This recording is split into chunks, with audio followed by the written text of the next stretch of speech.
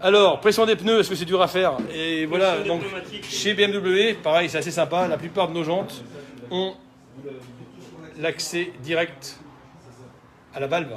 Voilà. Et il est déjà coudé. Ça évite de se fracasser les doigts, comme c'était le cas avant. Alors sur les motos plus anciennes, malheureusement, il n'y a pas encore cette innovation. Mais sur la plupart de nos motos, c'est fait comme ça.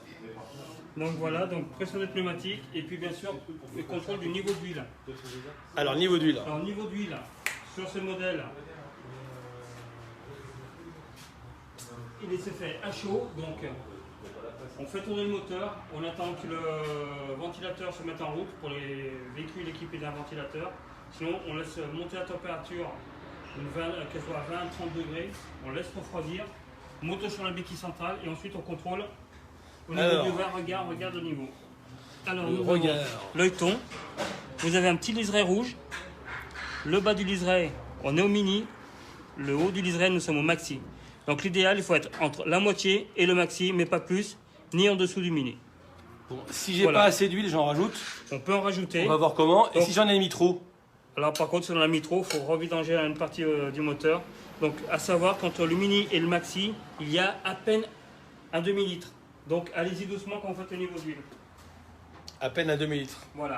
Alors si je veux en rajouter, du coup je fais quoi? Faut voir l'outil que tu as pris là. Un petit peu, on laisse refroidir, on attend que ça arrive en bas et on recontrôle le niveau. Magnifique. Pour ajouter de l'huile, nous avons un petit outil qui est livré avec la moto, qui se trouve souvent sous la selle ou dans la petite trousse d'outillage.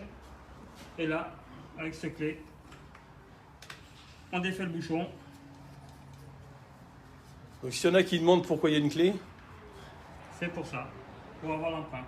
Voilà. Et pourquoi on n'a pas mis un truc sans clé? Tout simplement parce que n'importe qui peut arriver comme il veut, il peut ouvrir et mettre des saloperies dans le moteur. Voilà. Il y a quand même des gens malhonnêtes des fois. Donc par précaution, ils ont préféré faire une empreinte particulière parce que sans la clé, je vous modifie d'essayer d'ouvrir. Absolument. Voilà. Donc j'ai vérifié mes pneus, la batterie est nickel, l'huile est bonne. Voilà. Est-ce que je peux partir? Donc les premiers tours de roue, c'est bien de mettre en... Donc une fois que le moteur a tourné, ne pas laisser le moteur tourner simplement.